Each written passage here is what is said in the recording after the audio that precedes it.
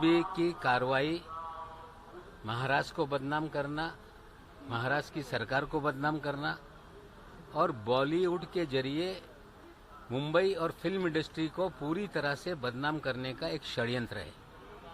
एक सालों में रिया चक्रवर्ती हो, भारती सिंह हो, अर्जुन रामपाल हो, दीपिका पडुकोन हो, आर्यन खान हो, इन सभी लोगों को पब्लिसिटी के लिए गिरफ्तारी की गई, फर्जीवाड़ा किया गया और बड़े पैमाने पे उगाही का भी काम एजेंसी के माध्यम से फिल्म इंडस्ट्री और मुंबई में कई जगह पे हो रहा है। प्राइवेट लोगों को हायर किया जा रहा है।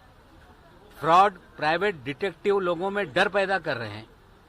उनके जरिए बड़े पैमाने पे उगाही हो रही है और बदनाम करके लोगों को डराया जा रहा है।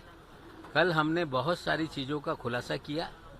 मनीष भानुशाली जो भारतीय जनता पार्टी का हाई प्रोफाइल नेता है, छोटा कार्यकर्ता नहीं, प्रधानमंत्री के साथ उनकी तस्वीरें हैं, गृह मंत्री के साथ तस्वीरें हैं, जेपी नड्डा साहब के साथ तस्वीरें हैं, कई केंद्रीय मंत्री, गुजरात मंत्री के साथ फोटो है, माजी मुख्यमंत्री के साथ फोटो, आशीष शेलार जी के साथ फोटो।